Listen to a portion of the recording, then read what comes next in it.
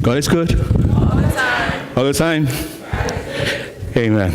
El miércoles pasado tuvimos la gran oportunidad una gran oportunidad, porque es gran oportunidad, right? Gran oportunidad de poder escuchar al pastor Jeffrey, que le voy a pedir en este momento que suba un momentito para todos nosotros nos ponemos de pie y le voy a pedir que él lea la porción bíblica que vamos a estudiar. Vamos a continuar estudiando en el día de hoy, right? Pastor Jeffrey es servidor del Señor en unión al pastor Fernando Miranda, amado de nuestras almas.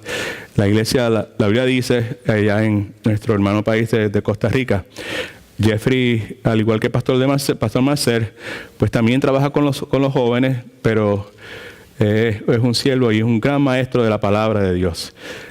Cuando dije gran oportunidad, pues me refiero al hecho de que pues tuvimos la oportunidad, pero fue grande en el sentido de que la enseñanza que recibimos fue excelente, totalmente centrada en lo que la palabra de Dios dice.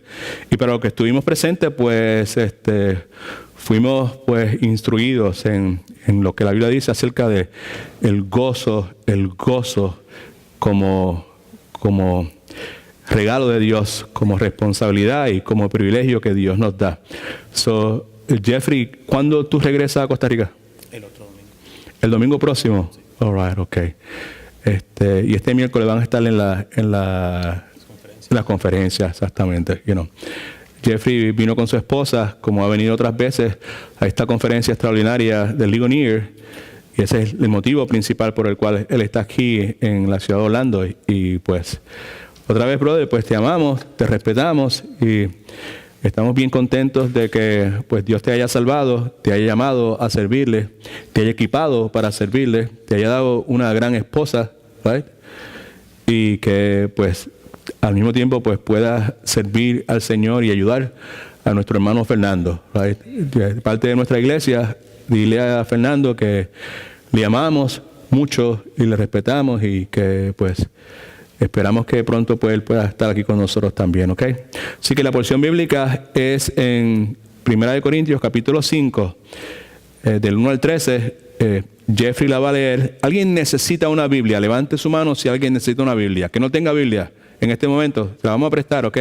Mira, Juan, mira, aquí, por favor, hermana Ana, y por al lado acá, el esposo Joana, porque el nombre es Osmani.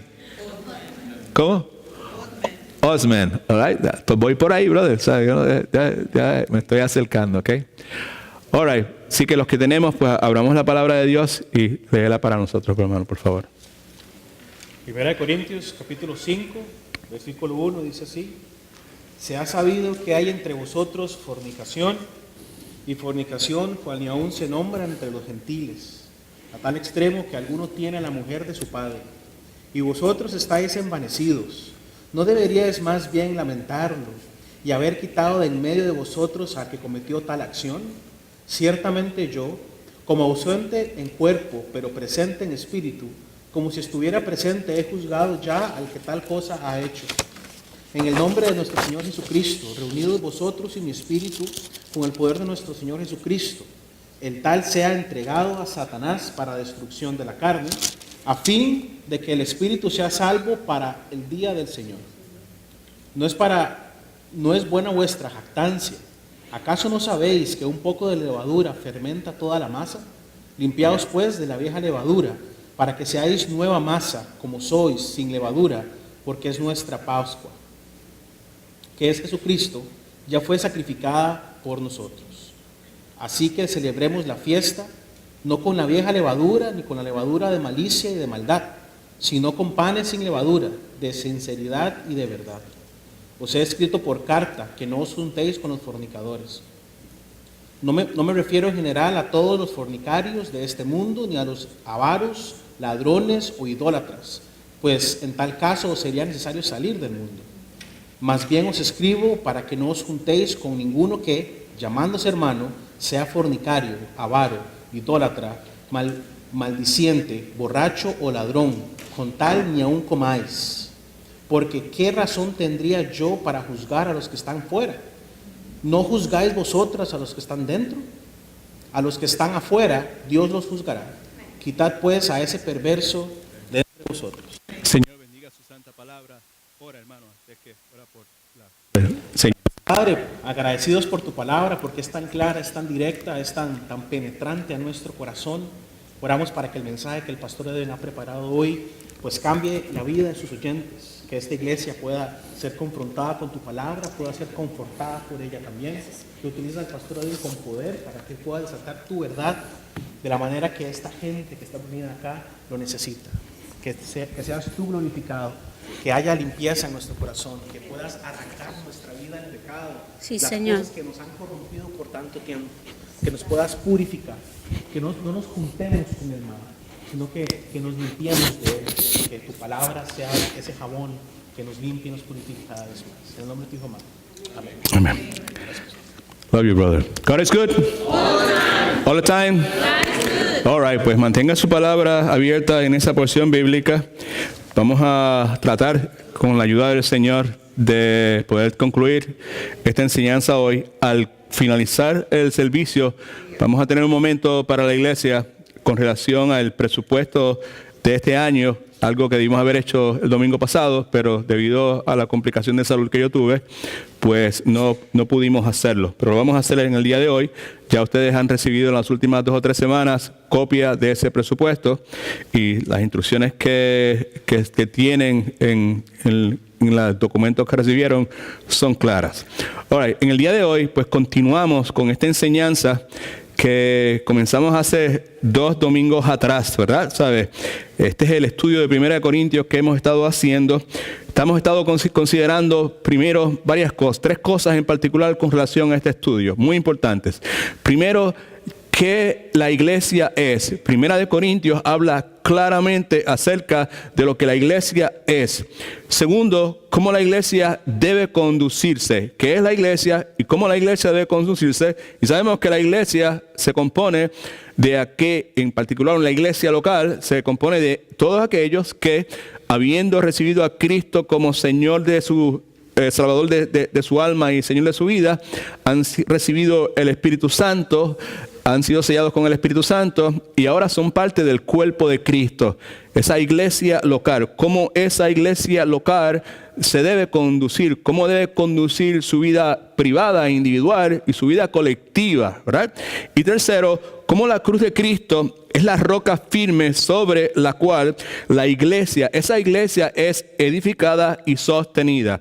El libro de 1 de Corintios de eso trata. Ese ha sido nuestro enfoque. Hemos estado viendo ciertos asuntos que no estaban muy bien en la iglesia de Corintios y en el día de hoy pues vamos a hablar de un asunto que como ya vimos la vez pasada que hablamos sobre eso y como acabamos de escuchar ahora, es el asunto de la disciplina en la iglesia. La disciplina en la iglesia. Yo veo algunas personas que nos visitan en el día de hoy y posiblemente usted diga, wow, escogí un mal día para visitar la iglesia. Pues posiblemente no. Posiblemente no, porque la iglesia como tal, la iglesia bíblica, la iglesia conforme al Nuevo Testamento, no es un club social, aunque las personas que vienen tienen interacción, tienen compañerismo, como el que tuvimos esta mañana temprano. Tuvimos un tiempo de compañerismo y comimos y disfrutamos de unos alimentos y la pasamos muy bien y nos reímos. Pero la iglesia no es un club social. La iglesia tampoco es un hospital, aunque está compuesta de personas que están enfermas por el pecado, pero no es un hospital.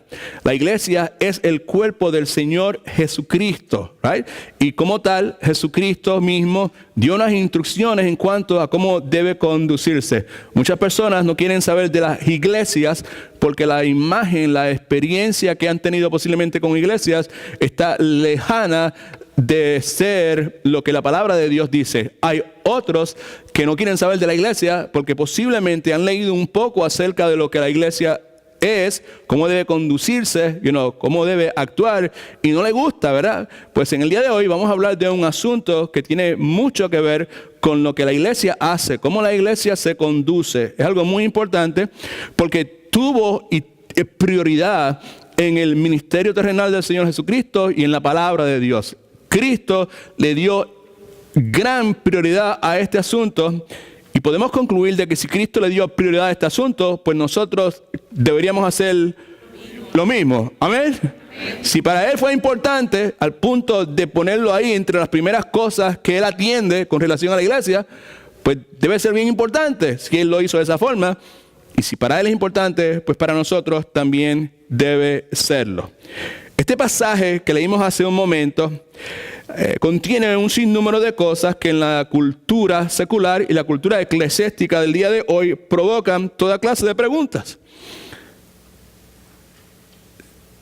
El pasaje concluye diciendo que a esta persona que está en esta iglesia, versículo 13 dice, a los que están afuera Dios los juzgará. Quitad pues a ese perverso de entre vosotros. En otras palabras, saquen a ese perverso, a ese pecador de la iglesia. Y cualquier persona que escuche eso, ¿verdad? Pues inmediatamente piensa, pero wow, ¿qué es lo que? Eso no está bien. La cultura de hoy se piensa de esta forma, pues, ¿qué clase de iglesia es esa? Porque, por ejemplo, yo creía que la iglesia recibía pecadores. Y ahí está diciendo que sacaran a ese pecador de la iglesia. Lo que estoy tratando de refrescar en su mente es el hecho de que esta porción bíblica contiene un sinnúmero de cosas que no encajan en la mentalidad de la cultura eclesiástica del día de hoy. Otras personas podrían pensar, hay una parte que dice, ese individuo, ya que no se arrepiente, lo que hay que hacer con él es entregárselo a Satanás para su destrucción. Son palabras fuertes, que sin duda alguna pueden provocar comentarios como preguntas, pero ven acá, yo creía que Jesucristo me libra del poder de Satanás, ahora me está diciendo que la iglesia debe coger a algunas personas y simplemente sacarlos de la iglesia y entregárselos a Satanás para su destrucción. What is that?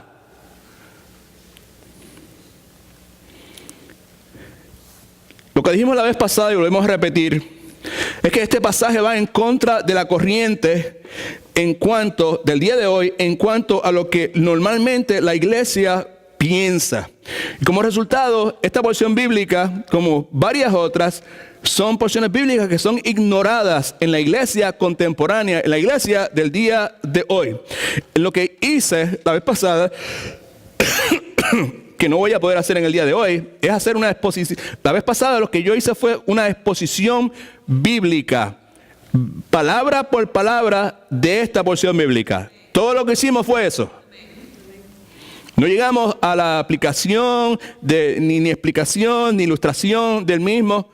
Así que no puedo entrar en la exposición detallada de la porción bíblica. Si a usted le interesa, que le debería interesar, pues entonces simplemente puede aprovechar la facilidad que tenemos en YouTube y visitar esa enseñanza y poder escuchar. O si no le satisface, pues trate de hacerla usted mismo. Pero vimos entonces que habían unas objeciones contemporáneas. Contemporáneas quiere decir del día de hoy, con relación a este asunto de la disciplina eclesiástica. La primera era que la disciplina eclesiástica en la mente de muchas personas es una acción legalista. Y lo que la palabra de Dios dice con relación a eso, está en sus notas, por favor, es que no es ninguna acción legalista, es todo lo contrario. La disciplina eclesiástica es una expresión de amor. En el día de hoy tenemos tantas distorsiones con relación al cristianismo, está tan y tan deformado. Y esta es una de las cosas que también ha sido afectada por esa distorsión. Para muchas personas, lo que ellos piensan que es amoroso en una iglesia es ver a un hermano o a una hermana extraviado en el pecado y decir, esto es lo que es amoroso para algunas personas. Si somos cristianos amorosos, cuando vemos a alguien que se ha extraviado en el pecado, lo que hay que decirle es, esa es su vida. Esa es su decisión. Esa es responsabilidad de ellos. Lo que una persona hace entre Dios y ellos, eso es cosa de ellos. Para algunas personas, eso es lo que es amoroso. Yo le doy gracias a Dios que el Dios de la Biblia no piensa de esa forma. Yo le doy gracias a Dios que el Dios de la Biblia, cuando yo me extravío, que es bien a menudo, alguien además de yo se extravía. El Dios de la Biblia no dice, eso es problema de Edwin, eso entre Edwin y sí mismo, yo no tengo que meterme en eso. No, definitivamente que no. Así que la palabra enseña que el asunto este de la disciplina, primeramente, es una idea de Dios, y una idea de Dios que es motivada por su infinito amor. Muchos pasajes respaldan esta afirmación. Hebreos 12:6 nos dice, porque el Señor, el Dios de la gloria, al que ama, a ese que disciplina. Alabado sea el nombre del Señor. Así que esa es una objeción contemporánea con relación a la disciplina. Para los que no estaban la vez anterior que hablamos de esto, por favor, entienda que aunque estamos hablando del contexto de la disciplina eclesiástica, estamos por encima de todo hablando del concepto, la idea de la disciplina en todos los aspectos de nuestra vida. Y para los que tienen hijos, también tiene mucho que ver con ese asunto. La otra objeción que es bien común en la iglesia, en la cultura contemporánea del día de hoy, cuando escuchan disciplina eclesiástica, es: pastor, ¿y qué tal Mateo 7:1? ¿Por qué citar esa porción bíblica? Porque en Mateo 7:1 lo que dice es esto: no juzguéis para que no seáis juzgados. Hay otros que no solamente dicen eso. ¿Y qué tal Juan 8:7? Donde Jesucristo dice: el que de vosotros esté sin pecado sea el primero en arrojar la piedra contra esa persona. Así que en la mente de ellos, esas personas piensan que el juzgar, evaluar, pasar juicio sobre la acción de una persona en la iglesia, no hay espacio para eso. Y se limitan a esas porciones bíblicas. Y lo que sugerimos entonces es que no se limite, por ejemplo, en el caso de Mateo capítulo 7, en el versículo 1, sino que lea todo el capítulo, particularmente los primeros 5 versículos. Claro está. El versículo 1 dice: ¿por qué miras la paja que está en el ojo de tu hermano y no echas... Perdón. Versículo 1 lo que dice es: no juzguéis para que no seáis juzgados. Right? Pero eso no es lo único que dice, porque inmediatamente del versículo 3 en adelante dice: ¿por qué miras la paja del que está en el ojo de tu hermano y no echas de ver la viga que está en tu propio ojo? En otras palabras, ¿por qué te pones a juzgar? Si tú juzgas, vas a ser juzgado, porque con la misma vara que tú midas, que es el versículo 2, con esa misma vara, tú vas a ser medido. ¿Por qué no te das cuenta que tienes un poste telefónico en tu ojo y antes de tratar de sacar la viga de tu hermano, saca el tuyo? Versículo 4 dice: ¿y cómo dirás a tu hermano, déjame sacar la paja de tu ojo, cuando tienes la viga en el tuyo? Pero el versículo 5 lo que dice es: hipócrita, saca primero la viga de tu propio ojo y entonces verás bien para sacar la paja del ojo de tu hermano. Estamos viendo objeciones contemporáneas para el asunto de la disciplina eclesiástica. Eso es legalista, no es legalista, es una expresión de amor. Mateo 7:1 dice: no juzguéis para que no seáis juzgados, pero no es lo único que dice. La verdadera enseñanza de Cristo en esta porción bíblica es que antes de yo ejercer mi responsabilidad de ayudar a mi hermano que cae en pecado, ¿tenemos responsabilidad o no tenemos responsabilidad? Sí. Antes de yo ejercer mi responsabilidad de ayudar a mi hermano que cae en pecado, primero debo mirar en mi interior y con humildad examinar mi pureza. Eso es lo que quiere decir: mírate la vida que tú tienes. Y luego de eso, poder ayudar a mi hermano a caminar puramente. Porque si yo no estoy caminando puramente, ¿cómo voy a ayudar a otro a caminar puramente? Tercera objeción, bien común, escuchado montones de veces: la gente se irá de la iglesia. Y la verdad del caso es que cuando usted empieza a hablar de disciplina eclesiástica, mucha gente se va a ir. Y yo consideraba esta porción bíblica en esta semana, que he tenido mucho tiempo para meditar, tuve que descansar más de lo que por lo general descanso. Y entre las cosas que vinieron a mi mente que muchas personas, muchas familias se han ido de la comunidad cristiana en sus pasos. Y entonces yo estaba pensando y caí en cuenta de que en la inmensa mayoría de las veces fue no porque se intentara aplicar disciplina para con los adultos, sino porque se trató de aplicar disciplina para con los jóvenes, con los hijos de los adultos. Y la inmensa mayoría de los casos, los hijos de los adultos, reflejando la actitud de los padres, no las recibieron, y los padres muchísimo menos. Cuando se trata de aplicar la disciplina en la iglesia, el comentario, no, don't do that, porque la iglesia se va a quedar vacía. La respuesta bíblica a eso es que eso es muy posible que sea de esa forma, pero eso no es nuestro problema, porque el asunto del crecimiento y la estabilidad de la iglesia es de Dios. Esa es responsabilidad de Él. Lo que nosotros somos llamados es a ser fieles. Alabado sea el nombre del Señor. ¿Ok? Y la otra respuesta, la otra, te voy a decir, objeción. Gracias, Lisette. Es que nosotros no sabemos cómo practicar la disciplina eclesiástica. Y la respuesta es, correcto. Pero para Jesucristo el asunto de la disciplina eclesiástica era algo importante, era algo de prioridad. Y si nosotros no sabemos aplicar disciplina eclesiástica, ¿qué debemos hacer? Aprender. ¿Y quién podrá ayudarme? El Espíritu Santo de Dios que mora plenamente en ti. ¿Y qué puedo utilizar? La santa palabra de Dios, que es útil para redarguir, enseñar, corregir, restaurar, para que todo hombre, toda mujer, todo siervo, toda sierva de Dios sea perfectamente preparado para toda buena obra. ¿Cuántos alaban al Señor? All right. Now, y by the way, como dije hace un momento, particularmente a los que tienen niños pequeños y algunos que todavía están con ustedes en la casa, ¿sabes? Esa misma objeción con relación a la disciplina se puede extrapolar al contexto de la familia. Pues yo no puedo aplicar disciplina en mi casa porque bíblica, porque yo no sé cómo se hace. Y la respuesta entonces es, aprenda. No es muy complicado. Aprenda qué es lo que la Biblia dice sobre el particular. ¿Cuántos alaban al Señor? En las notas suyas entonces, en la parte de abajo, en la primera parte dice disciplina eclesiástica. ¿Qué es? ¿Qué es esto? ¿De qué se trata, verdad? Now, cuando hablamos de disciplina eclesiástica, definitivamente no estamos hablando de una policía secreta dentro de la iglesia, merodeando, buscando, excavando textos, email, Facebook,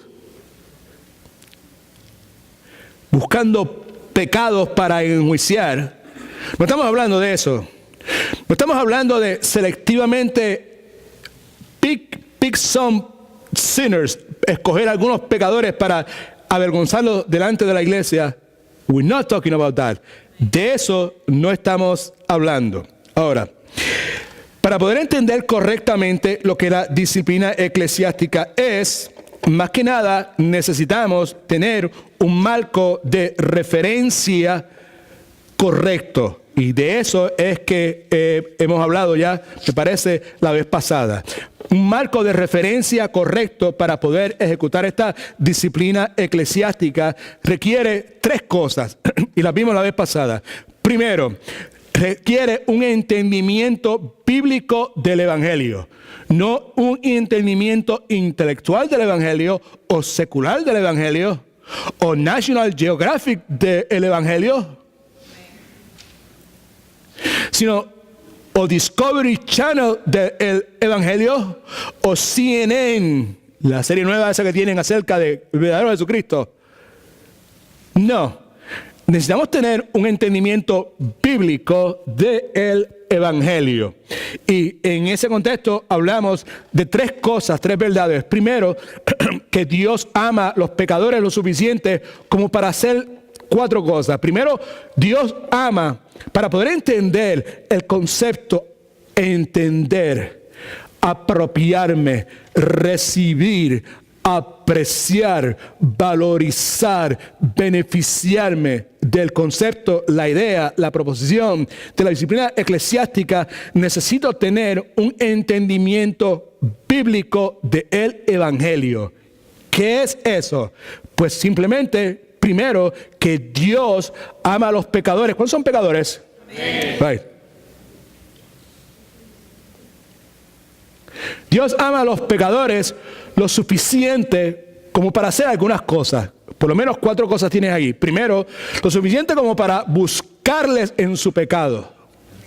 Para buscarles en su pecado. Y lo que quiero decir con eso es que Dios no se queda esperando que el pecador lo busque. Dios busca al pecador. ¿Cuántos alaban al Señor?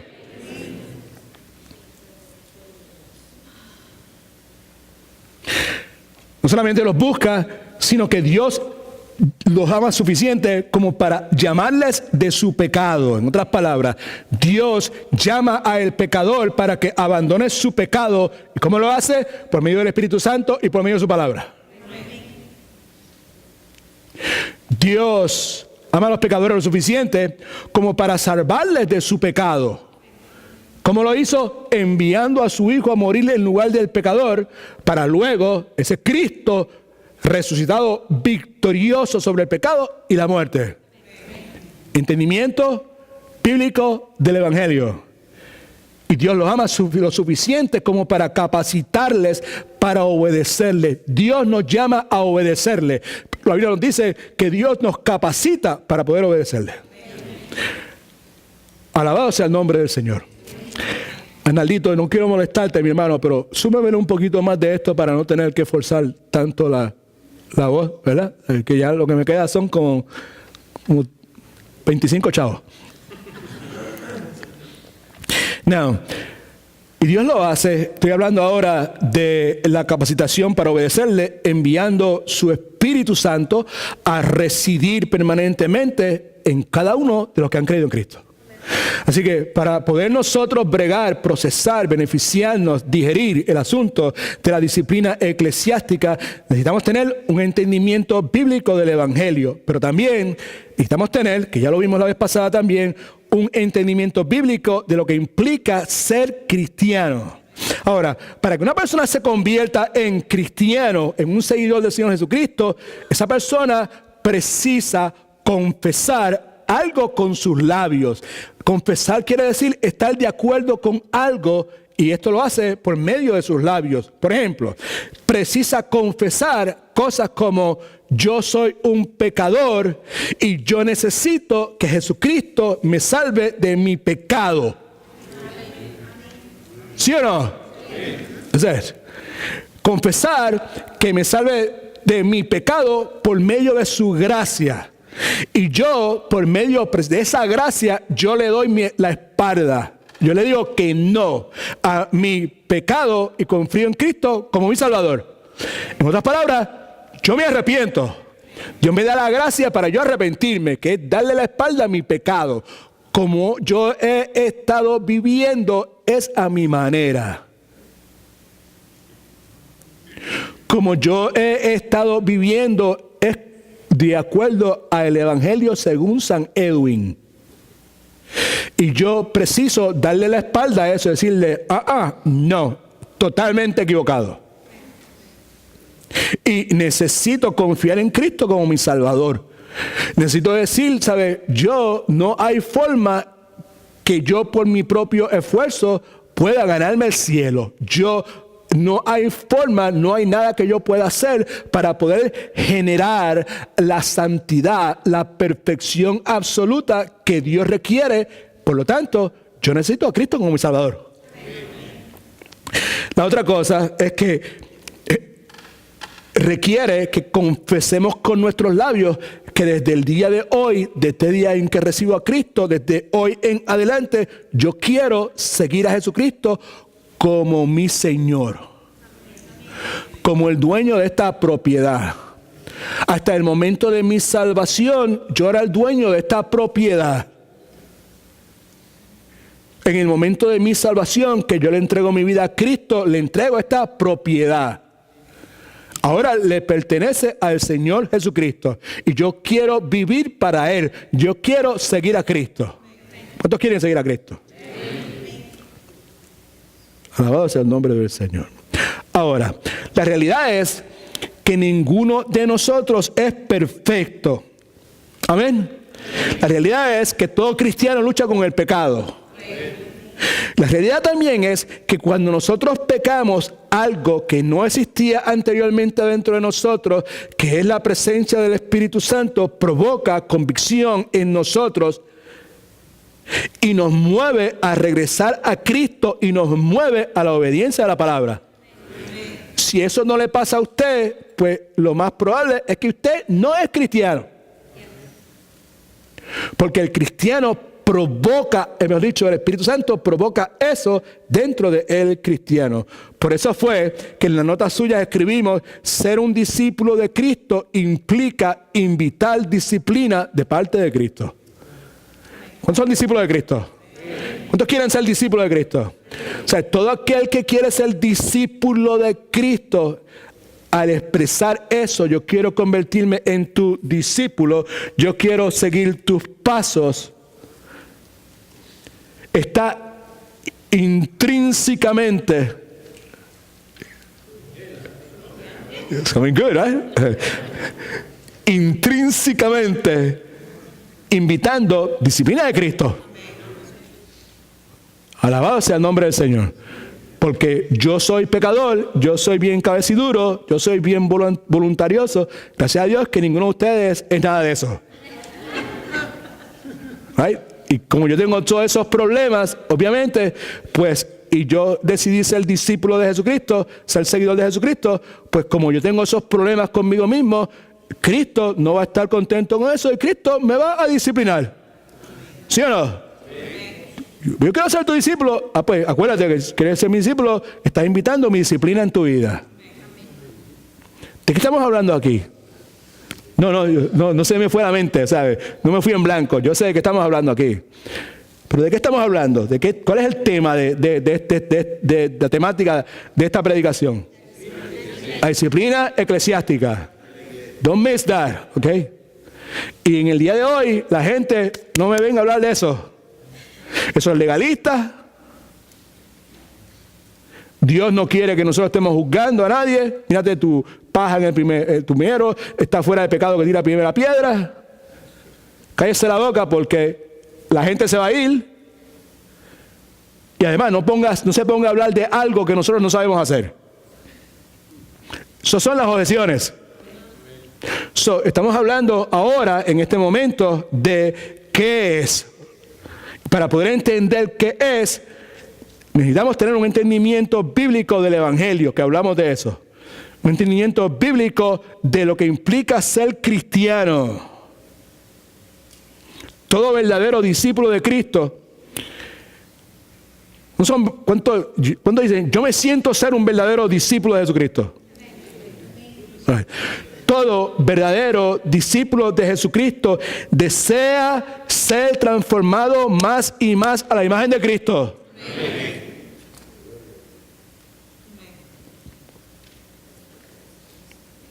Y cuando se desvía, como le pasa a algunos de nosotros, desea volver a ser atraído a Cristo. Y cuando deseo volver a ser atraído a Cristo, eso implica que estoy deseando la disciplina de Cristo. Maybe it's too profound. Yo he tratado de hacerlo lo más simple posible. Y de paso he repetido mucho ya de lo que repetimos la vez pasada. Y la otra cosa que necesitamos para tener ese marco de referencia correcto, es un entendimiento bíblico de la iglesia. Escucha bien ahora, un entendimiento bíblico de la iglesia. La iglesia no es un club social. A mí todavía me extraña y me araña el que haya personas que puedan acercarse a mí con toda la honestidad de sus corazones y preguntarme, ¿y cuánto hay que pagar para hacerse miembro de la iglesia? Quizás ustedes nunca han escuchado eso porque ustedes no son pastores, pero yo en mi rol de pastor sí lo he escuchado. No es un club social, no es una organización, no es una institución. Es un organismo vivo. Es el cuerpo de Cristo. Cristo es el cuerpo, la cabeza, y nosotros somos el cuerpo. La cabeza, me han dicho, el cuerpo sin la cabeza no puede funcionar. Y el cuerpo necesita la cabeza, amén.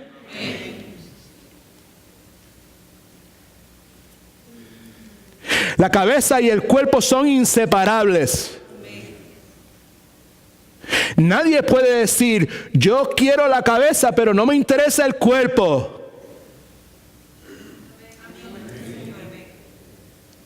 Yo quiero ser cristiano, pero yo no tengo que ser miembro de ninguna iglesia.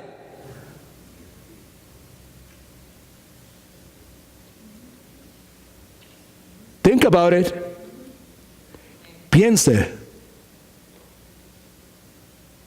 Porque la herencia cultural religiosa que nosotros tenemos en nuestra inmensa mayoría, dado el caso de que casi todos nosotros, en su inmensa, yo diría todos nosotros, tenemos una herencia cultural española. Y con la herencia cultural española vino envuelta una herencia cultural religiosa. Entienda, una herencia religiosa de la Iglesia Católica que permitía, que facilitaba, que no tenía problema en que algunas personas se llamaran así católicas y no fueran nunca a la iglesia. Pero son católicos. ¿Estamos o no estamos? Pues no. Estamos teniendo un entendimiento bíblico de la iglesia. Y escribimos en sus notas que la iglesia es el instrumento escogido por Cristo para declarar quiénes pertenecen a Cristo y para sobreveer a aquellos que han creído en Cristo. No, eso, ¿llegamos ahí o no llegamos ahí? ¿Sí o no? ¿No? Ahí estamos ahora. Señor nos ayude. Vamos para allá, rápido. Ok. Now, el hecho de que la iglesia es el instrumento escogido por Cristo para declarar quiénes le pertenecen a Cristo y para sobreveer a aquellos que... Sobreveer quiere decir oversee, quiere decir cuidar, quiere decir proteger, quiere decir velar, quiere decir salvaguardar. I don't know what else I can add to that. Eso es lo que quiere decir sobreveer. Ese es el punto de Jesucristo en Mateo 16. En Mateo 16, escuche por favor, encontramos a Cristo mencionando la iglesia por primera vez.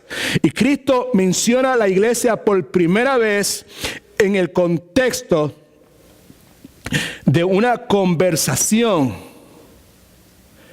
que Cristo está teniendo con sus discípulos acerca de quién la gente decía que Jesucristo era. Jesucristo está hablando en Mateo 16 con sus discípulos, hablando con ellos y preguntándoles, muchachos, ¿y quién la gente dice que yo soy? Y es en esa conversación, no se pierda por favor, preste atención, que es importante, en que Pedro hace la famosa confesión de fe. En Mateo 16, ante la pregunta de Cristo, Pedro responde, la pregunta es, ¿quién dice la gente que yo soy? Y Pedro dice, tú eres el Cristo, el Hijo del Dios viviente. Ahora, preste atención a lo que Jesucristo dice después de eso. Cuando Pedro dice eso, está en sus notas. Y digo, léalo por favor en sus notas en la pantalla, pero por favor, dele atención a lo que está diciendo ahí. Entonces le respondió Jesús, bienaventurado eres, Simón, que es Pedro, hijo de Jonás, porque lo que tú acabas de decir, que yo soy el Cristo, el Hijo del Dios viviente, Hijo de Dios viviente, el que tiene las mismas características, el mismo DNA del Dios viviente. Hijo de gato, de tal palo. Eso es lo que quiere decir. Bienaventurado es Simón, hijo de Jonás, porque no te lo reveló ni carne ni sangre, sino el Padre que está en los cielos. Versículo 18, escucha ahora. Y yo también te digo que tú eres Pedro, y sobre esta roca edificaré ¿qué? La roca no es Pedro. Repita conmigo, la roca. No sean rebeldes. Ok, all right. Repita conmigo, la roca no es Pedro. Get that out of your mind. Desde chiquito nos enseñaron que la roca era Pedro. La roca no es Pedro. La roca es la confesión de Pedro de que Cristo es el Hijo del Dios viviente. Es Emmanuel, que Cristo es Dios con nosotros. Alabado su santo nombre. Pero después dice, y las puertas del Hades, el infierno, no la dominarán. La iglesia. Este es uno de los pasajes que más torcido, deformado, mal utilizado, manipulado, abusado ha sido a través de la historia, especialmente a través de los últimos 50, 60 años, por los proponentes de la guerra espiritual. De desatar y atar, y yo reprendo, yo hago toda esa cuestión. Aquí no está hablando de ninguna forma de ese asunto. Versículo 19 dice, y a ti te daré las llaves del reino de los cielos. Subraye lo próximo si quiere. Todo lo que ates en la tierra será atado en los cielos, y todo lo que desates en la tierra será desatado en los cielos. Ahora, Jesucristo está diciendo que Él, Cristo, está construyendo su iglesia sobre un cimiento, y ese cimiento es la confesión de Pedro del señorío del Señor Jesucristo. Y le está diciendo a su iglesia, a usted y a mí, que la iglesia tiene autoridad, pero ahora, para declarar a una persona perdonada en base a la confesión de su fe en Cristo, y tiene la autoridad para declarar a una persona no perdonada en base a la falta de confesión de su fe en el Señor Jesucristo. Si no me ha entendido, hang in there. Como iglesia, cuerpo de Cristo, nosotros podemos, yo te alabo, Señor. Tú eres mi roca, tú eres mi torre fuerte, tú eres mi Señor, tú eres mi papá.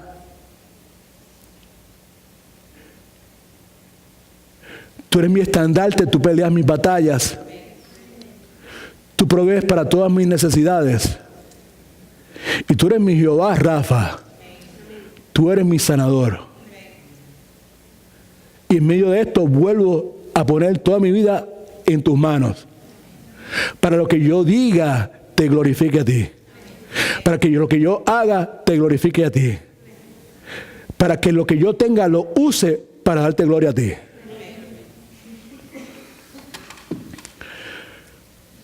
Como iglesia, nosotros podemos decirle a una persona esto. Mira para acá, estamos entendiendo esta cuestión. ¿De qué estamos hablando hoy aquí? ¿De qué? Disciplina eclesiástica. Ok. Como iglesia, usted y yo podemos decirle a una persona, si usted se arrepiente de su pecado y confiesa a Cristo como Salvador de su alma y Señor de su vida, usted ha sido liberado del pecado y usted ha sido desatado de la penalidad del pecado. ¿Sí o no? Sí. De eso es que Cristo está hablando ahí. Y eso nosotros lo podemos decir no con la autoridad del pastor o con la autoridad de la comunidad que tiene en sus pasos. No, lo podemos decir con la autoridad del Señor Jesucristo. Al mismo tiempo, con la misma autoridad de Cristo, le decimos a la gente, mire acá, si usted no se arrepiente de su pecado y si usted rehúsa confesar a Cristo como Salvador de su alma y Señor de su vida, usted pasará la eternidad en el infierno atado a su pecado. ¿Hay algo incorrecto en lo que yo he dicho? ¿Sabe por qué no hay nada incorrecto? Porque lo que estoy haciendo es diciendo lo que la palabra de Dios dice. Y como iglesia, eso nosotros hacemos. Nuevamente, a la persona que confiesa que Jesucristo es el Señor, la iglesia tiene la autoridad de decirle, en base a tu confesión, tú le perteneces a Cristo. En base a tu confesión, ahora tú eres parte de la iglesia. Amén. Amén. Al mismo tiempo, ven para acá, porque aquí es donde está la cosa. La iglesia también asume la responsabilidad de sobreveer y de cuidar de la vida espiritual de esa persona. Aquí es donde estamos, aquí es donde estamos ahora entrando en el contexto de la disciplina eclesiástica. Por esa razón es que en Mateo 18, donde Jesucristo está hablando de disciplina eclesiástica, no se pierda, dígale que no a lo que le viene a la mente. Manténgase enfocado, por favor. Por esa razón es que en Mateo 18, donde Jesucristo está hablando de disciplina eclesiástica, le escuchamos decir, esto es lo que está diciendo Jesucristo. Escuche. Escuchamos a Jesucristo decir que si alguien en la iglesia rehúsa arrepentirse de su pecado, entonces ya la iglesia no es capaz de decir que esa persona es un cristiano. ¿Dónde usted leyó eso? Me alegro que me haya preguntado. Mateo 18, versículos del 15 y el 17. Está en la pantalla, está en sus notas. Disciplina eclesiástica, es todo lo que Cristo está hablando aquí. Alabado sea el nombre de Jesús. No se ponga, termine esto, ore y vámonos para casa. La gente no va a volver el domingo que viene. Eso no es nuestro problema. Ese es el problema de Cristo, amén. Por tanto, palabras de Jesucristo. Por tanto, si tu hermano peca contra ti, ve, repréndelo, estando tú y él solos. Si te oye, ¿has ganado qué? Los has ganado para Cristo, los has traído nuevamente. Pero si no te oye, que quiere decir si rehúsa arrepentirse, toma aún contigo a uno o dos, no 45, uno o dos, para que en boca de 2 o 3 testigos conste toda la palabra. Pero si no los oye a ellos, si rehúsa arrepentirse, o sea, si no los oye no quiere decir que se quedó sordo y ya no escucha. Si no los oye a ellos, dilo a la iglesia. Y si no oye a la iglesia, mira lo que dice, tenlo por gentil y publicano. Tenlo por gentil y publicano quiere decir que esa persona no es cristiana, porque los gentiles y los publicanos en el contexto bíblico no se consideraban personas cristianas. Amén. Así que en lo que a la iglesia concierne, esa persona, al no invitar disciplina de parte de Cristo, daba evidencia de que no era un discípulo de Jesucristo. Por lo tanto, si como iglesia nos basamos en un entendimiento bíblico de lo que es el evangelio, de lo que es la iglesia, de lo que es el cristiano, entonces el asunto de la disciplina eclesiástica no es negociable, no es opcional.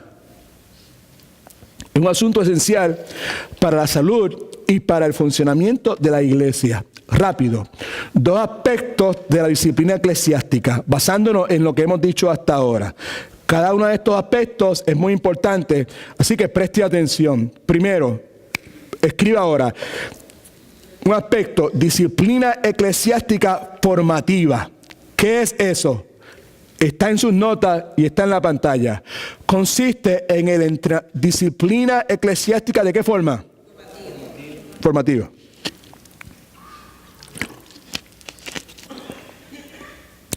¿Qué es eso? Consiste en el entrenamiento continuo de creyentes por medio del estudio de la palabra de Dios. Y ese estudio persigue que las vidas de esos creyentes sean transformados a la semejanza de Jesucristo. Toda la escritura es inspirada por Dios, la estudiamos y la utilizamos para enseñar, para redarguir, corregir, instruir, para que todo creyente sea perfectamente preparado para toda buena obra. Así que, en cierta medida, 2 de Timoteo capítulo 3, 16 y 17, describe el entrenamiento o disciplina que recibimos semanalmente al estudiar la palabra de Dios en el contexto de la iglesia. En otras palabras, cada vez que abrimos la palabra de Dios en el contexto de la iglesia local, estamos experimentando esa clase de disciplina. ¿Qué clase de disciplina? Disciplina eclesiástica formativa. ¿Qué busca? El que tú y yo, nuestras vidas sean transformadas a la semejanza de Cristo. ¿Cuántos de los que están aquí desean que sus vidas sean transformadas a la semejanza de Cristo? Amén. Pues cada vez que nos reunimos, that's what we're doing. Cada vez que nos reunimos, estamos siendo confrontados en áreas donde necesitamos crecer. ¿Sí o no?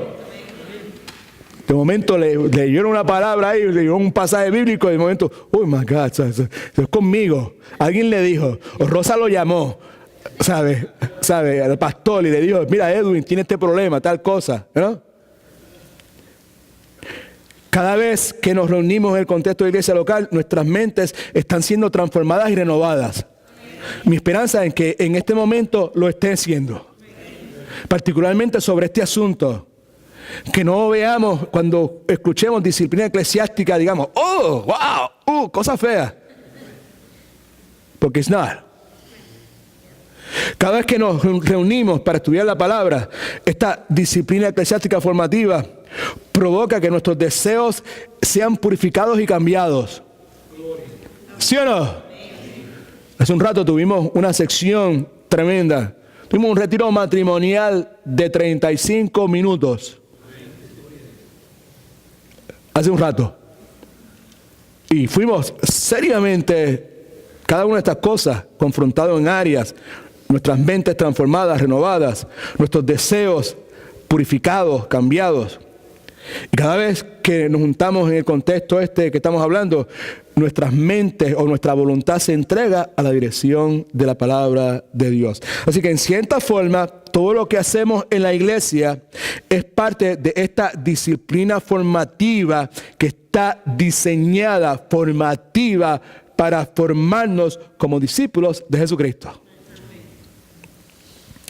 ¿Y por qué usted está hablando de esto de aquí?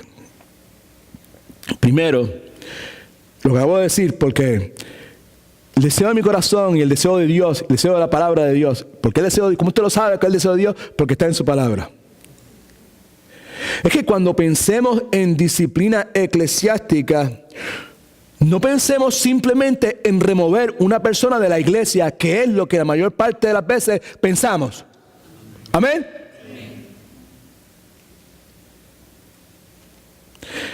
Que cuando pensemos en disciplina eclesiástica, que lo que venga a nuestra mente sea el ánimo, la exhortación, la enseñanza, el entrenamiento continuo que como discípulos de Cristo recibimos cada semana.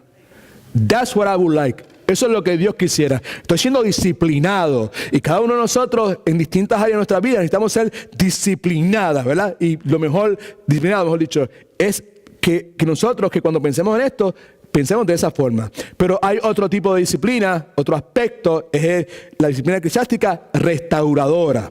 ¿Qué es eso? ¿En qué consiste eso? Consiste en el cuidado correctivo que la iglesia ejerce en asuntos pertinentes a pecados, ¿de qué clase? Si no está subrayado, subráyelo. A pecados no arrepentidos en la vida de un hermano o una hermana. Aquí no estamos hablando de que si una persona peca, debe ser traída a la iglesia, o si una persona peca, debe ser removida de la iglesia. Eso no es lo que estamos diciendo bajo ninguna circunstancia. Estamos hablando de esto, de un hermano o una hermana que está caminando en pecado y que cuando amorosamente es confrontado por un hermano o por varios hermanos, como dice la dirección de Cristo, esa persona, esa hermana o ese hermano rehúsa arrepentirse e insiste en seguir caminando en su pecado. De eso es lo que estamos hablando.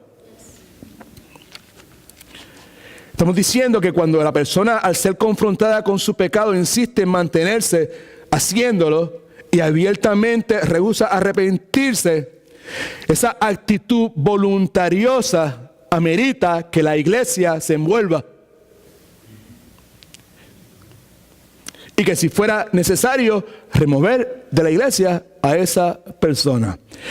La razón primordial por la cual estamos clarificando estos dos aspectos de la disciplina eclesiástica es porque deseamos, Pastor Marcel, Pastor Edwin, Pastor Willy, la palabra de Dios y el Dios de la Biblia, deseamos que entendamos que la inmensa mayoría, podríamos decir casi un 98% de la disciplina eclesiástica o la disciplina que se aplica en la iglesia es disciplina formativa. ¿Cuánto alaban al Señor? No es una mala palabra, es algo bueno. Y esa disciplina formativa es buena porque nos ayuda a alejarnos del pecado. ¿Cuántos quieren alejarse del pecado? ¿Cuántos quieren seguir los pasos de Jesucristo? Por eso es buena. Y 98% de esa disciplina que se aplica en la iglesia es esa clase de disciplina.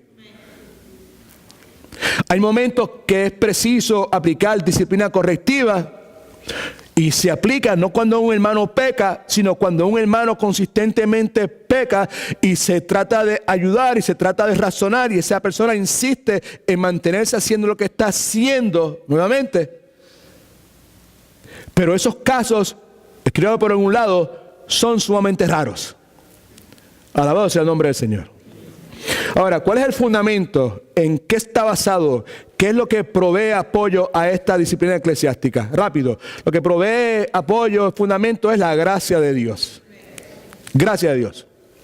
Mateo 18, la enseñanza de Cristo en cuanto a la disciplina, que acabamos de leer ahora, ocurre en el contexto de una conversación acerca del cuidado amoroso de Dios para sus hijos. Y no solamente eso, sino la disposición de Dios para perdonar sus hijos cuando ellos pecan.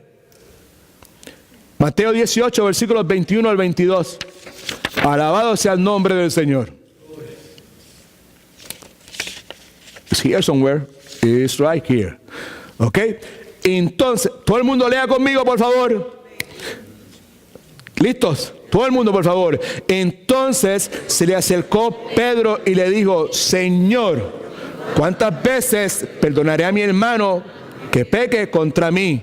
¿Hasta 7? Y Jesús le dijo: no te digo hasta 7, sino aún hasta 70 veces 7. ¿Me sigue? Precisamente con ese cuidado amoroso y con esa disposición para perdonar. Esto también aplica para los padres con sus hijos. Cuidado amoroso, disposición para perdonar. Si la persona obviamente se arrepiente, independientemente de lo que haya hecho, que la disciplina eclesiástica debe ser aplicada. Otra vez, es con ese cuidado amoroso. Es que I love you. Tú eres mi hermano, tú eres mi hermana.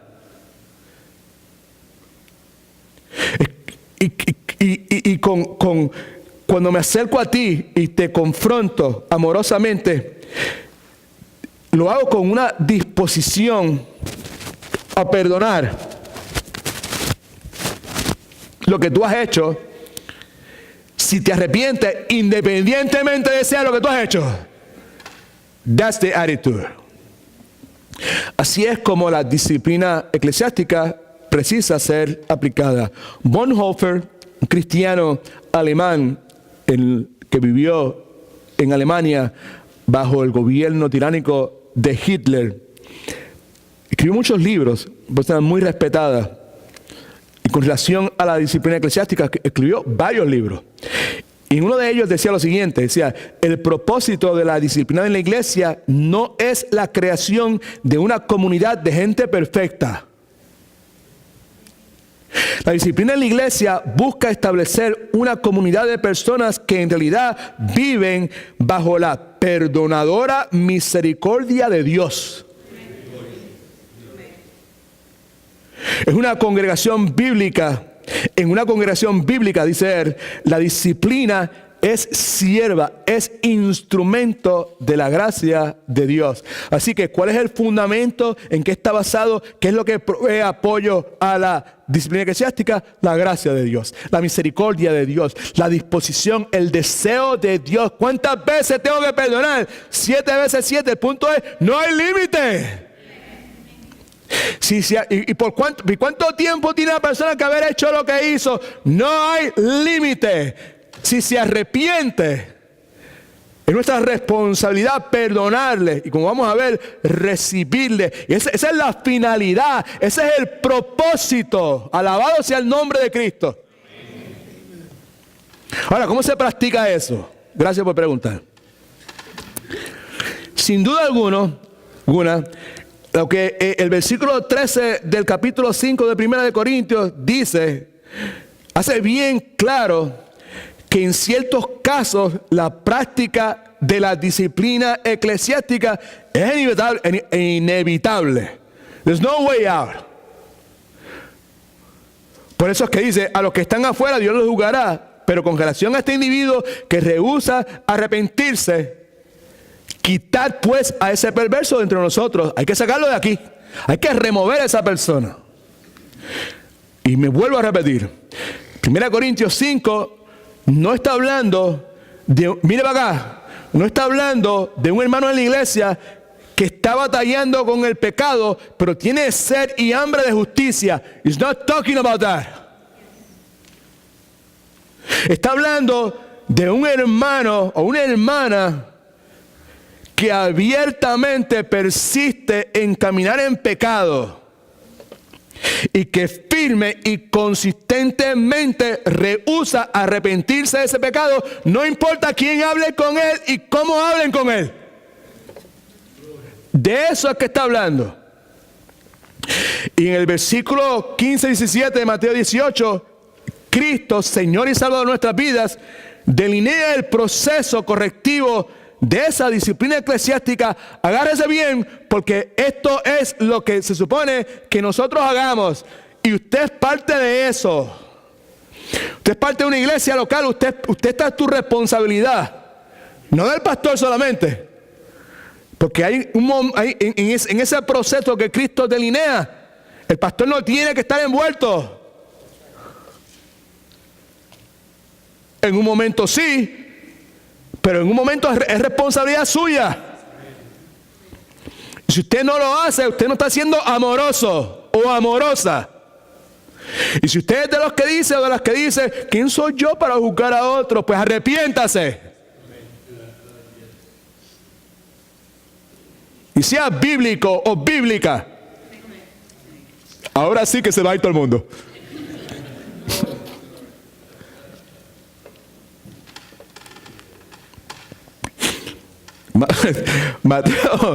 Mateo 18. Mira cómo es la cosa, cómo funciona esto. ¿Está en sus notas? Está ahí. Ahí. Jesucristo dice, este es el proceso correctivo de la disciplina. Por tanto, si tu hermano pega contra ti, pega contra ti, comete un pecado. contra ti. Ve y repréndelo. ¿Estando qué? Got one right there. Si te oye, en otras palabras, si recibe lo que has dicho, te confiesa, se arrepiente, lo que sea, ha ganado a tu hermano, o sea, está incorporado nuevamente ahí a la comunidad de la iglesia. Pues no se olvide que Pablo había dicho que con ese tipo de personas que no te juntes y que ni un café te tomes con ella. Amén. So, versículo 16. Pero si no te oye, toma aún contigo a uno o dos, para que en boca de 2 o 3 testigos conste toda palabra. Proceso correctivo. Y si no los oye a ellos, dilo a la iglesia. Ahí, the way we are here. Y si no oye a la iglesia, tenlo por gentil y publicano. Esta persona, al no recibir, al no aceptar la disciplina eclesiástica, está dando evidencia que es gentil y publicano y no se está conduciendo como un cristiano. Por lo tanto, he needs to go out. Primer paso, rápido. Paso número 1, corrección privada. Si tu hermano pega contra ti, ve y repréndelo estando tú y él solos. Es importantísimo ese detalle porque la meta en este proceso, mire para acá todo el mundo, particularmente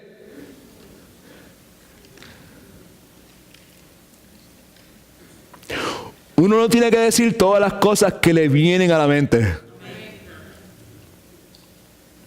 Iba a decir algo que es verdad, pero no tenía que decir, no debía decirlo. En este momento, en la forma en que me salió, me iba a salir de mi boca.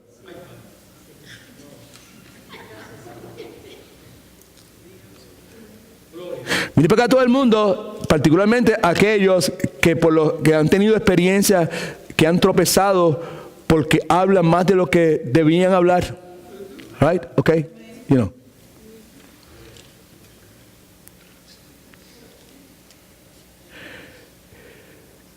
Lo primero es corrección privada. Esto es importante porque la meta en el proceso de Cristo es Cristo que está hablando. Su Biblia tiene letras rojas y negras, está en rojo.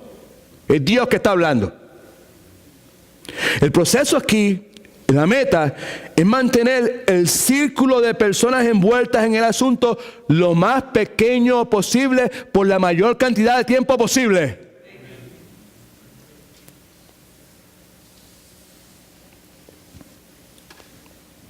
Esto es lo que Cristo dice.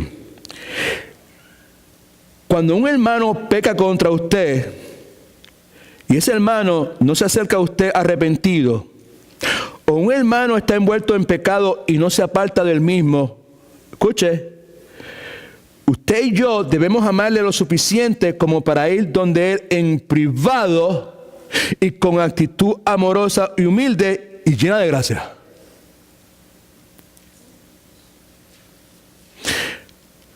Antes que se me olvide, las personas que yo considero más valiosas en mi vida son aquellas personas que me aman lo suficiente como para hacer esto en mi vida.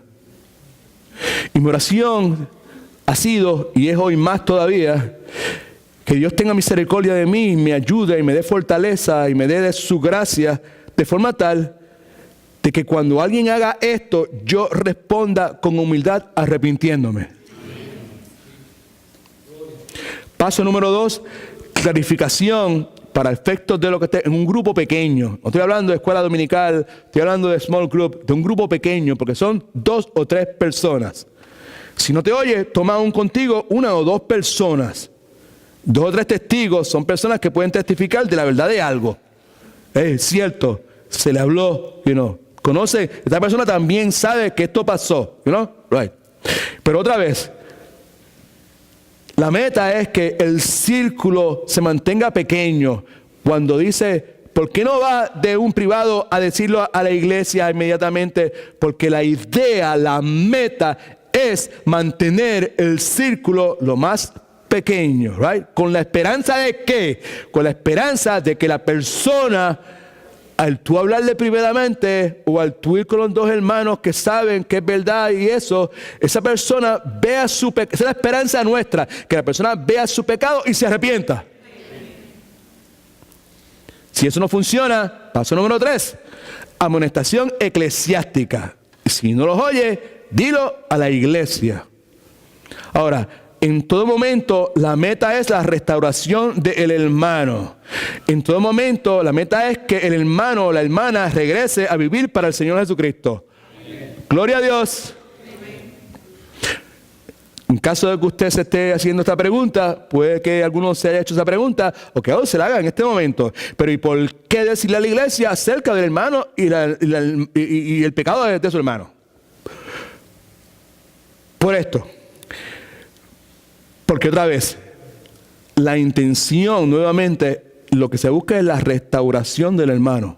Amén. That's what we're looking for. La razón por la cual se lo decimos a la iglesia es para que la iglesia como tal, como cuerpo en su totalidad, pueda decirle al hermano, te amamos, te queremos y deseamos que regreses a vivir para el Señor Jesucristo. Esa es la finalidad, ¿ok? Así que la disciplina eclesiástica no es una acción legalista. Es la expresión de amor que un Dios que nos ama tanto, escucha, que cuando caemos en pecado, ¿alguno de ustedes ha caído en pecado alguna vez? Y se ha puesto rebelde, right? ¿Sabes, Giro? Que cuando caemos en pecado, ese Dios que nos ama tanto envía un cuerpo de creyentes para que nos hable con la intención de que regresemos a Él. Y el enviar ese cuerpo de creyentes es una demostración de su amor, de su misericordia y de su gracia. Y el paso número 4 es la excomunicación con la iglesia.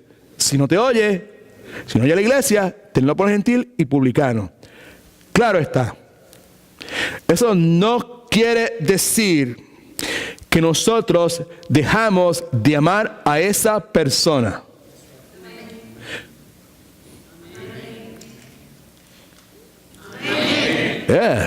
Pasó. Ese es mi hermano. El que ha tenido que salir de la iglesia es mi hermano. Es mi hermano. Al que yo amo tanto.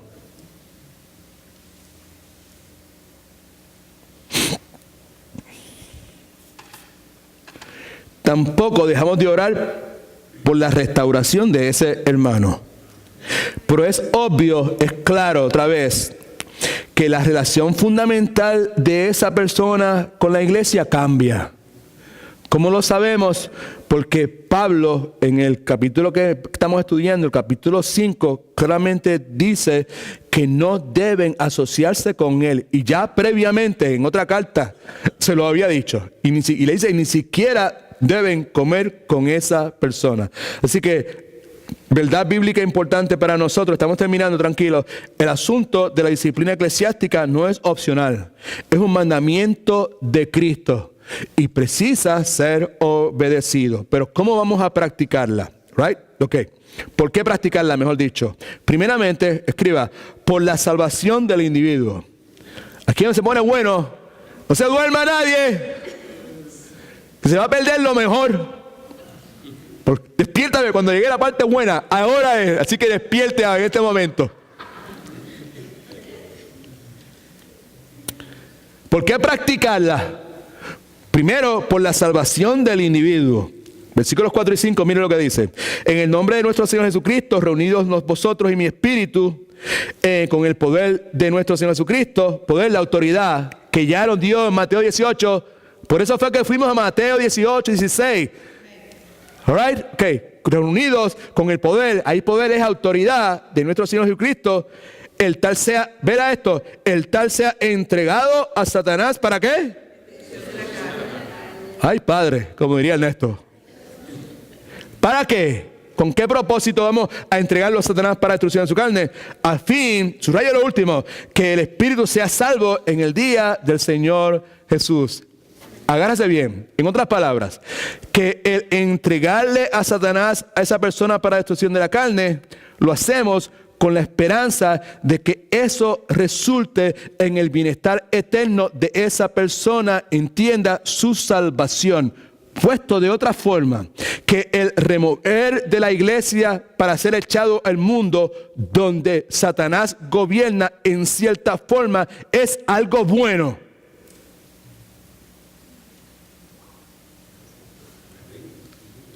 ¿O no? Si va a resultar en la salvación de su alma, ¿es algo bueno o no es algo bueno? Algunos de ustedes están en shock. Yo no me atrevo ni a hablar, no sé ni qué decir aquí. Ya que usted no me pregunta, pues yo hago la pregunta: ¿en qué forma es bueno? Gracias por preguntar. Es bueno en ese sentido, porque en ese mundo al cual esta persona es echada, mejor dicho, escucha, Dios, mi papá, el que está dando estas instrucciones, continúa siendo soberano sobre Satanás.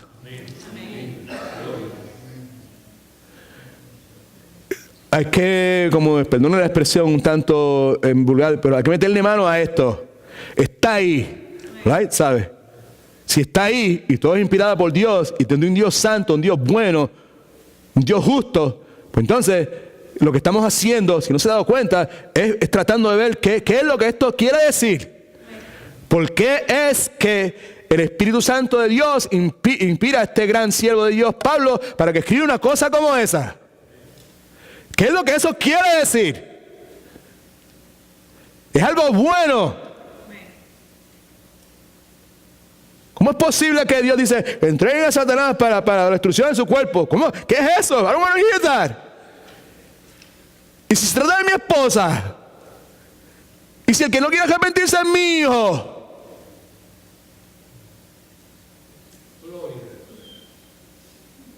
Aprovecho la oportunidad para decirle que el domingo que viene el pastor Marcel va a predicar. Amén. Con felices todo el mundo. Oh, esto se llena el domingo que viene. Es chévere, you know. Pero después de eso, I'm coming back. Right? Si la salud me lo permite. You know? Y cuando regrese, vamos a hablar del capítulo 6. Vamos a estar hablando de la sexualidad y el evangelio y la cruz de Cristo. Vamos a hablar de lo que es difícil. By the way, y al punto que jóvenes y niños no pueden estar aquí en esas predicaciones. All right? Porque vamos a hablar de cosas que es para adultos. Serias sobre el asunto. ¿Ok? El punto es que Dios continúa siendo soberano sobre Satanás. All right? ¿Cuántos piensan que eso es verdad? Pues si no piensa, está equivocado, porque es verdad. Dios es soberano sobre todas las cosas. Y la esperanza es de que Dios pueda usar la destrucción de Satanás, que Satanás produce, para mostrar al hermano las consecuencias del pecado y atraerle nuevamente a Cristo. Esa es la esperanza. ¿Por qué echárselo al mundo a Satanás para que su carne se destruya, pero que su alma sea salvada? Porque nosotros abrigamos esa esperanza y tenemos precedentes bíblicos que nos ayuda y nos motiva a pensar de esa forma. Ahí en su Biblia o en la pantalla, mejor dicho. Precedentes bíblicos de esa posibilidad. Job. En la vida de Job vemos cómo Dios utiliza la obra de Satanás para el bienestar de Job. ¿Sí o no? Dios sigue siendo soberano. Al final de la odisea de Job, escuchamos que Job dice: de oídas te conocía, mas ahora mis ojos te ven. ¿Funcionó algo bueno o no? ¿Cuántos quisieran decir: Padre, gracias, porque antes yo había escuchado de ti, pero ahora te veo, ahora sé quién tú eres, ahora te espero? ¡Gloria a Dios! Esa es la esperanza que está detrás de él echar a Satanás para su destrucción, para que su alma sea salva. No solamente eso, sino Pablo es otro ejemplo de cómo Dios continúa siendo soberano sobre Satanás en este mundo. La palabra dice que Pablo le pide a Dios que remueva de su carne un aguijón, que la Escritura nos dice literalmente es un mensajero de ¿quién? Para fastidiarle, para agobiarle, para destruirle. Y Dios le dice que no, Porque Él está usando Dios ese aguijón soberanamente, que es mensajero de Satanás, el aguijón ese, para aumentar y fortalecer la fe de Pablo en Dios. Pablo dice, me fue dado un aguijón en mi carne, un mensajero de Satanás para que me ofrete, para que no vean el tesca, respecto al cual 3 veces le he rogado a Dios que lo quite de mí. Y me ha dicho, bástate mi gracia, porque mi poder se perfecciona en la debilidad. Por tanto, de buena gana me gloriaré más bien en mis debilidades, para que repose sobre mí el poder de Dios. Por lo cual, por amor a Cristo, mi fe, que ha aumentado y ha sido fortalecida por amor a Cristo, me gozo en mis debilidades. Me gozo en insultos, necesidades, persecuciones, angustias, porque cuando soy débil, entonces soy fuerte. Amén. Estamos hablando de por qué decir entregarle a Satanás para destruir la carne, porque la esperanza es nuevamente que en la soberanía de Dios, Dios pueda... Pide acá, porque esto aquí nosotros decimos que creemos en Dios, pero muchas veces somos selectivos. Y muchas cosas buenas no pasan en la vida de nosotros por esa mala maña, ese resabio, el ser testarudos, el insistir en no creerle a Dios, en poner nuestras emociones y nuestros sentimientos, que son más engañosos que cualquier cosa, por encima de la palabra de Dios.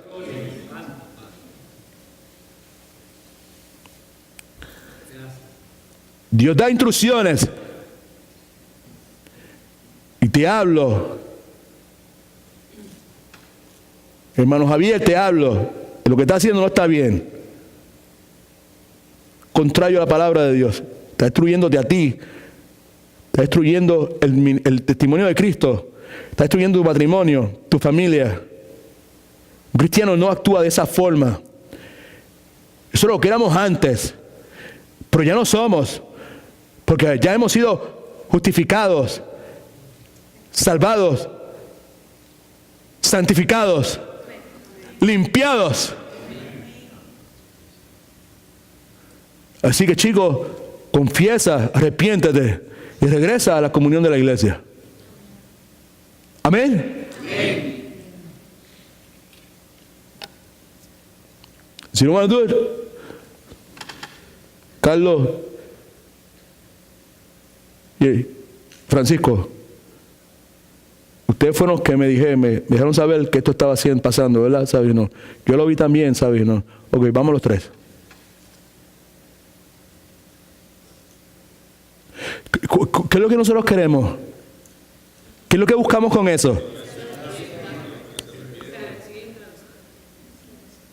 Queremos la restauración de esa persona. Right?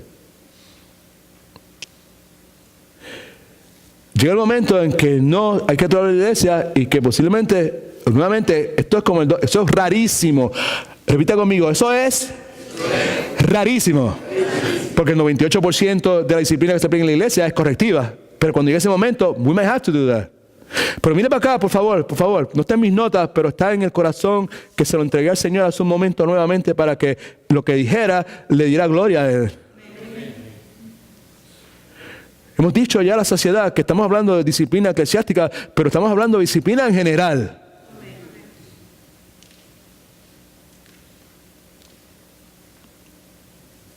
Y no está bien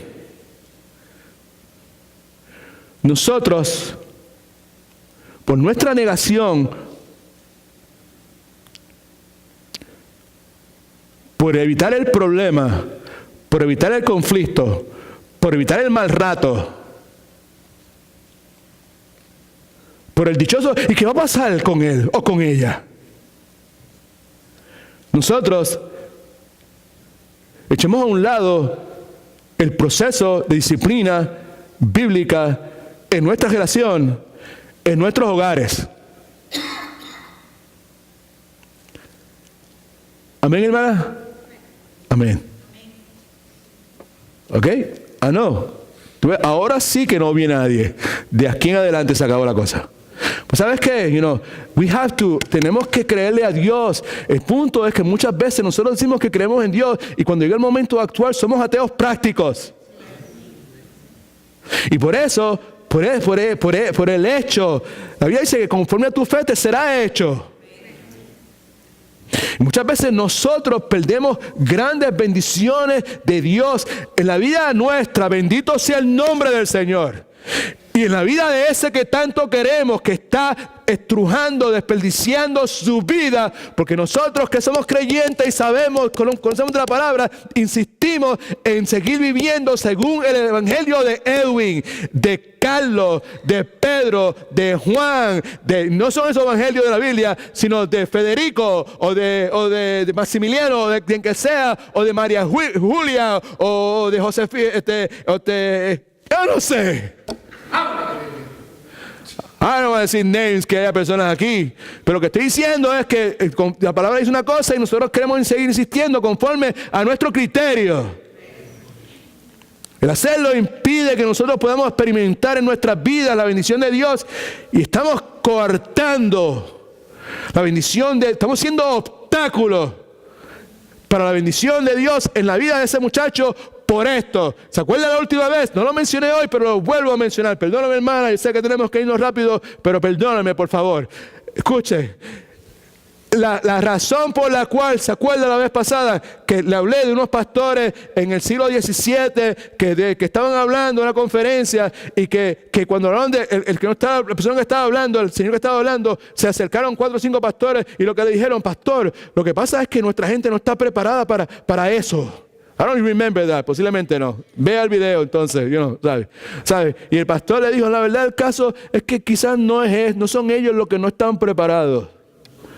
Quizás son ustedes los que no están preparados para bregar con el mal rato. Para bregar con los conflictos, las fricciones, las repercusiones que eso puede tener en el contexto de la iglesia. Y muchos de nosotros como padres cogíamos de la misma pata.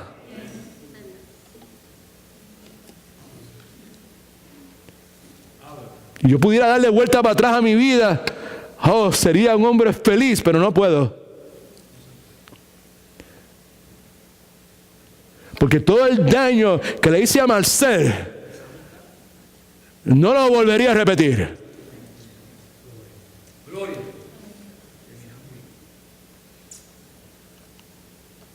Con China no fue tanto, porque China no era tan problemática, no era tan rebelde, no era tan insistente como Marcel. God is good.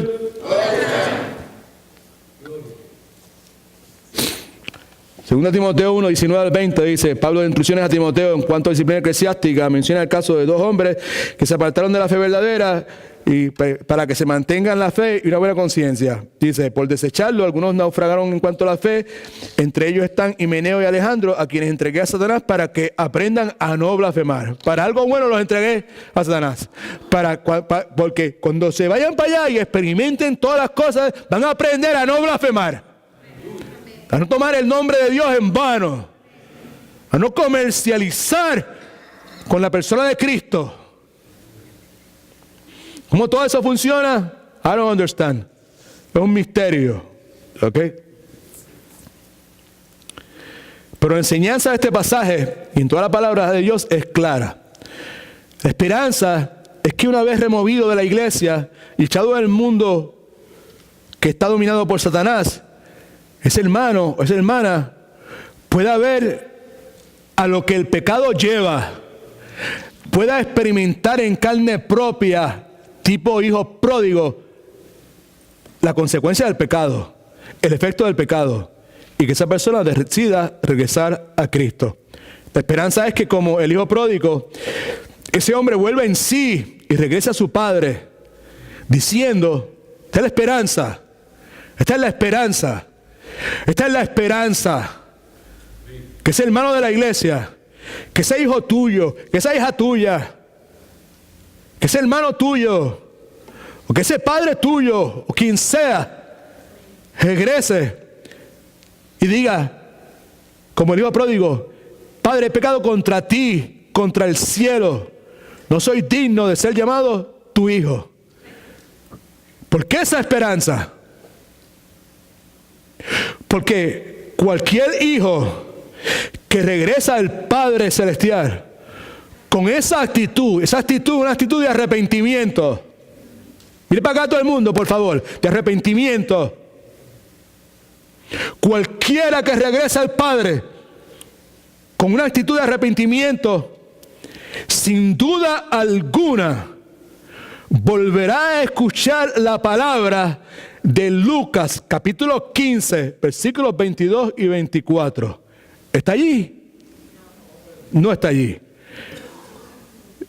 Lucas 15, 22 y 24 dice: pero el padre dijo a sus siervos, son los siervos del papá del hijo pródigo que regresó. El padre dijo: sacad el mejor vestido, vestirle, poner el anillo en su dedo y calzado en sus pies, traed el becerro gordo y matadlo, y comamos y hagamos fiesta, porque mi hijo muerto era y ha revivido. Se había perdido y es hallado. Y mira cómo termina esto, genio. Y comenzaron a regocijarse.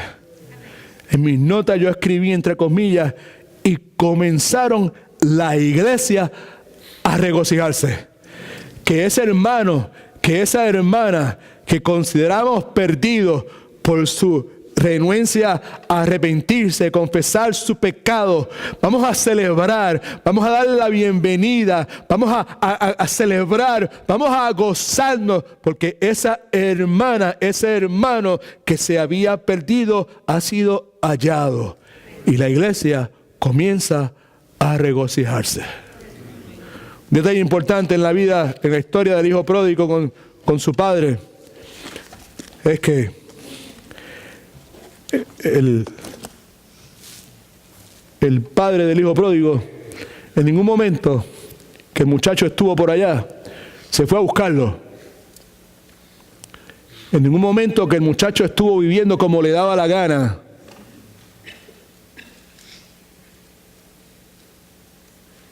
Fue a resolverle sus problemas. Fue a tirarle la toalla. Y yo someto a su consideración que pero que muy posible la razón por la cual el hijo pródigo se arrepintió fue precisamente por eso. Si el padre hubiese ido a resolverle los problemas, el muchacho nunca hubiese tenido que vivir la experiencia de encontrarse donde estaba, en la pocilga, queriendo comer lo que los cerdos comían. Que eso sirva de instrucción para cada uno de nosotros. Amén. La Biblia dice: el que se cree que esté firme, mire que no caiga. Y yo no soy. Yo digo: usted ya no es padre. Sí, yo soy padre. Seguiré siendo padre hasta tenga vida. Y la posibilidad de meterme en medio de la disciplina de Dios para con Marcela y con China está vigente. Que el Señor me cuide a Rosa y a mí y tenga misericordia de nosotros. God is good? All the time.